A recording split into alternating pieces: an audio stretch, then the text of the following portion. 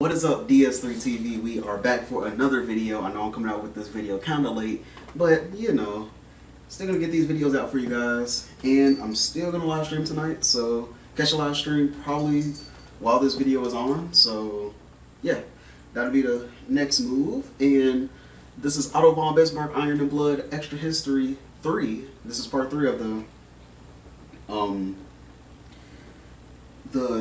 Otto Von Bismarck playlist. So yeah, I'm probably gonna make a playlist tonight too. And yeah, so that should be pretty fun. And we'll worry about that later. But yeah, all right, let's get into the video and play. As Bismarck moved from radical to pragmatic, he was at last offered a position in which he would shine. The position of envoy, diplomat, and deal-maker.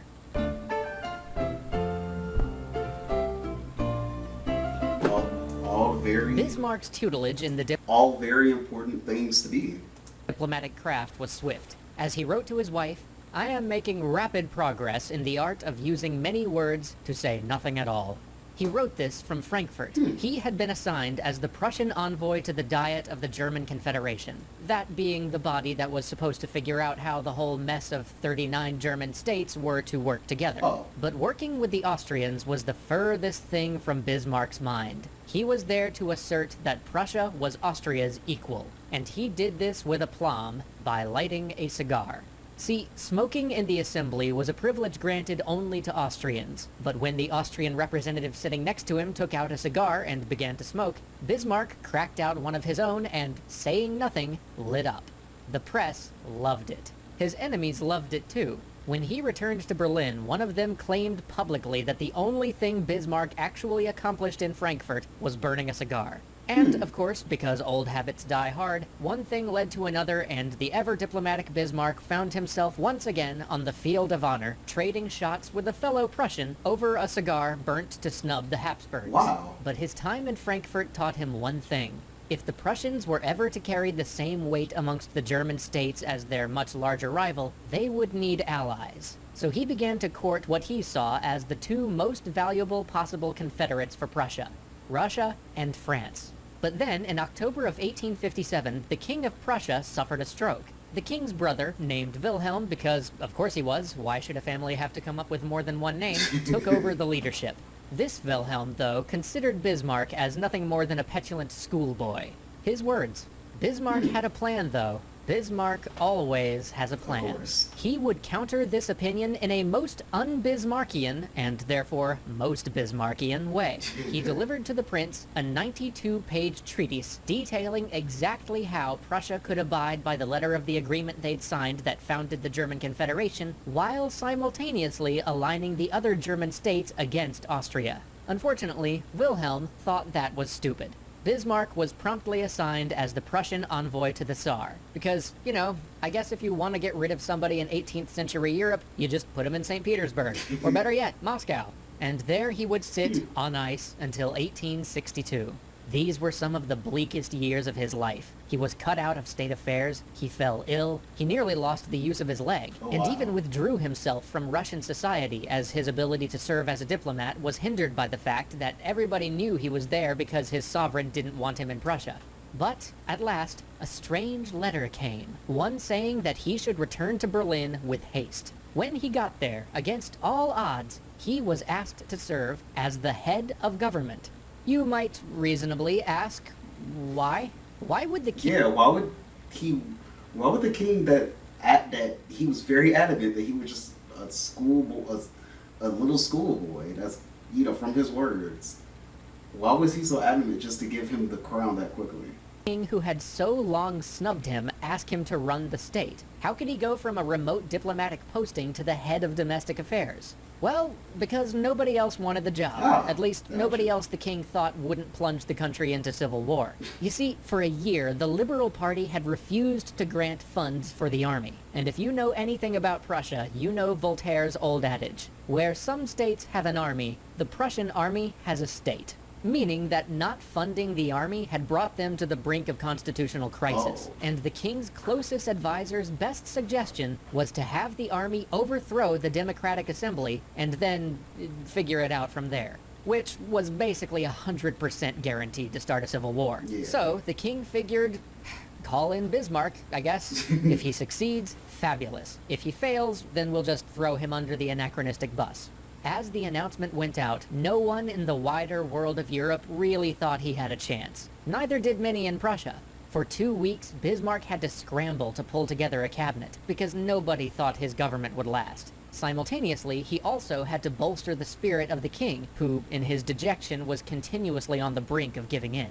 And in the midst of all of this, almost as an offhand remark to those who were debating funding the army, he said the words that would define him and define the age. The great questions of the day will be decided not by speeches and majority votes, that was the great mistake of 1848 and 1849, but by iron and blood. But in the midst of all the chaos, Bismarck had a plan. Bismarck always has a plan. If he couldn't get to the Landtag to do what he wanted, well, then he would just have to do what he wanted anyway. You see, the king and the parliament were supposed to agree on any new budget before the government could collect taxes on that budget and do with them whatever they wanted. Everyone else took this to mean that the government could not collect taxes without Parliament's approval. But Bismarck had other ideas. See, the Constitution didn't really spell out exactly what the government was supposed to do if the king and the Parliament couldn't agree on a budget. So Bismarck just said, well, we don't have a new budget. Guess we have to keep collecting taxes based on last year's budget. And so sent out the king's tax collectors to do what they did best. For nearly half a decade, the government would continue to collect the 1861 budget, and the king would have a stream of revenue without asking Parliament for a thing.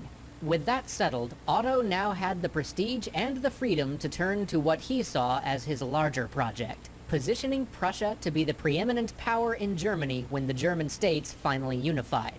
He moved rapidly. First, he checked in with France to see if they would stay neutral, or perhaps even join Prussia if an armed conflict broke out between them and Austria. Then he wooed the smaller German states to begin voting with Prussia, even as he was baffling the Austrians with an alternating volley of threats and lofty promises about how much they could accomplish together. But even as he was holding his own in German affairs, his zeal abroad nearly cost him his ministry. A rebellion had broken out in Poland, and the Russians were eager to quell it, already sending in troops. Bismarck immediately dispatched Prussian divisions to the Polish border and sent a note to Russia basically saying, "Hey guys, we can totally help you with that." Soon, protests over this action broke out from the other major European powers, with France, Great Britain, and Austria all condemning Berlin. Many thought that Bismarck would have to resign over this, but the king, the very same one who had exiled him to Russia before, refused his resignation. Soon, Europe's ire turned from Berlin to St. Petersburg, and while the matter would blow over in time, to the Russians, this unification of the European powers against them brought to mind the recent and disastrous Crimean War, and in doing so, reminded them just why having an ally in Prussia might be valuable. But just as this affair was being put behind him, his great project was again in jeopardy. The Emperor of Austria had invited the Prussian king to a congress of princes to discuss the matter of German unification.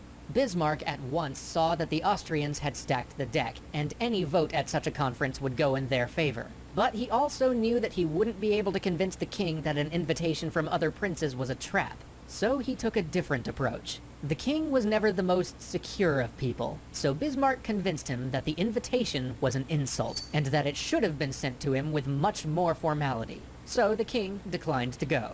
But then, days later, the King of Saxony rode up, bearing another invitation imploring the prince to come. Now he had been formally asked to attend by 30 princes with a king as the message bearer. There would be no convincing good old Wilhelm that this was a slight. Instead, in a meeting full of shouting, imploring, and not a little sobbing on both sides, Bismarck convinced the king that he would be giving up the independence of the Prussian army if he agreed to anything at this conference. And so, with Bismarck ripping off the door handle on the way out, once again, the king declined to attend. With that, the course was set. The initial threats were in check. Now, at last, Bismarck could truly begin his project of iron and blood.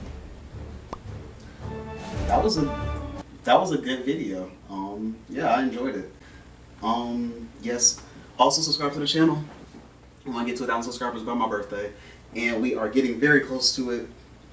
At like 680, a little bit over. So yeah, thank you guys again for helping me to get to this point, because I would have never seen my channel blowing up during quarantine. That's pretty crazy. And yeah, talk to you guys in the next video. Also, follow the Twitch that's going to be in the description below. Also, join the Discord server that's also down below. So talk to you guys in the next video, and peace.